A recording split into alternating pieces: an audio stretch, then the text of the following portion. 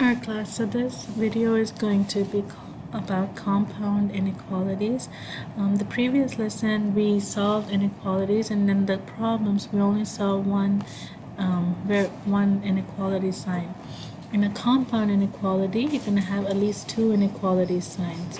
Something like this. See how this has two of them in the same problem? And then even in this problem you have two inequalities. We have two types of compound inequality problems. We have AND problems, and then we have the OR problems. The AND problems will look something like this where the X is in between these two. Okay, sometimes you might see the problem written with the word AND in it, but most of the time it won't. It would look something like this. An OR problem is easier to recognize because it will say the word OR in it, so you know that it's an OR problem. For AND problems, the graph will always look something like this. It's going to have a point on either side, and then it's going to be graphed in the middle. And for OR problems, you're going to have 2 points, 2 solutions, but then it's going to be graphed going in opposite directions. Just remember that if you know this ends up being less than or equal to, this will be shaded. You know, it could be any combination. Okay, I'm going to just leave it like that. So here are some examples about compound inequalities. If I look at this first problem, I see the word OR, which means that this is an OR problem, and then I can expect my graph to go in opposite directions.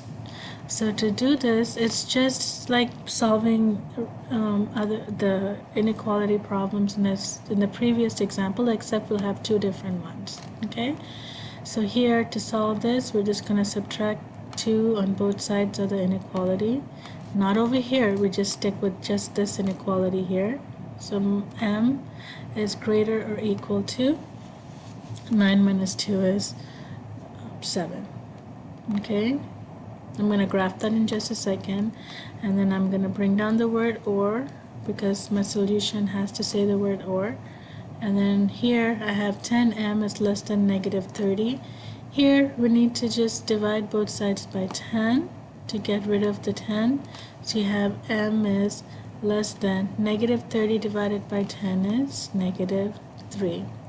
So my solution is this whole thing right here. Okay. So what this is saying is m is greater than 7 or m is less than negative 3, which will make this statement true. So to be able to graph it, I got to go to the 7. I'm going to go here. I'm going to put a closed circle because it's greater than or equal to, and then it's going to be shaded to the right.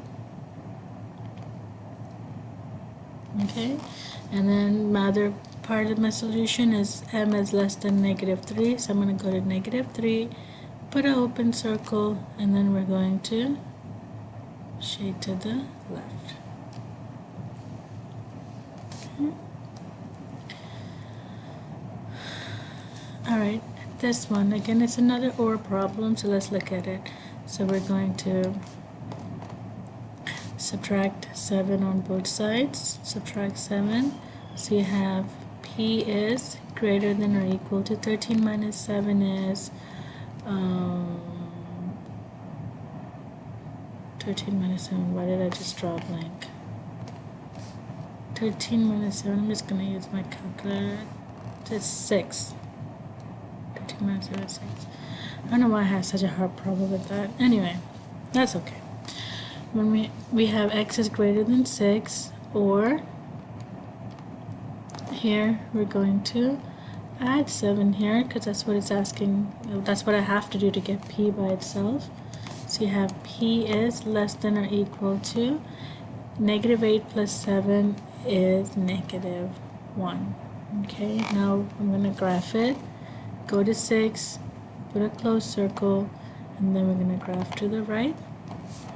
Negative 1 over here, put a closed circle, and we're going to graph to the left. And it should match. It's an OR problem. It did go in either direction, so I'm good. And then now here's an example of an AND problem. Here I'm just going to show you two different ways I do this do this problem, okay?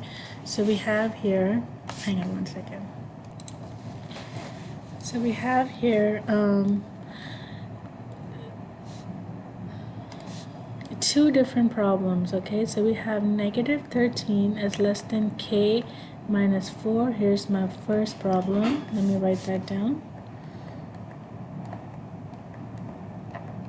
Okay, and then we have the other one, which is k minus 4 is less than negative 2.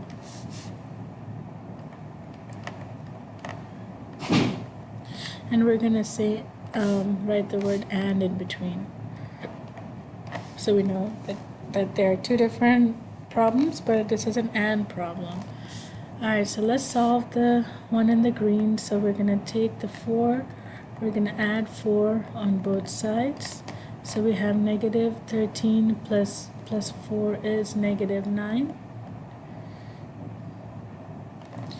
And then we have here is less than. This crosses out, so you have k. And then the other part of my problem is we're going to add 4 here. K is less than 2. So we have here k is greater than, I don't like writing it this way, we're going to change it to k is greater than negative 9. Okay, I like to have the variable on the left side so I can see which way it's pointing. K is greater than negative 9, so at negative 9 I'm going to put an open circle and I'm going to shade it on the right. I'm going to stop it because I'm going to finish shading this part. The k is less than 2, so it's going to be over here. Open circle is less than 2. So these two meet in the middle and they both become part of my solution. Okay? And since it's an and problem, it gets shaded in the middle. Now I'm going to show you how do I do this problem another way, okay? Just a shorthand way. I'm just going to rewrite this problem. Negative 13 is less than k minus 4 less than negative 2. If you notice for this, we added 4 on the green part, we added 4 on the blue part. So it's, for and problems, you're going to do the same thing on both sides. So what I'm going to do here is I'm going to shorthand it. I'm just going to say, well, I'm going to add 4 here, I'm going to add 4 here, I'm going to add 4 here. Okay? Negative 4 plus 4, that's negative 9. Negative 9 is less than, and this gets crossed out, so I just have k, and then we have negative 2 plus 4 is positive 2. So this answer, you can read it as k is between negative 9 and 2. K is between negative 9 and 2, and that works for my graph as well. Okay? There's a few more problems for you to try, and just let me know if you have any questions.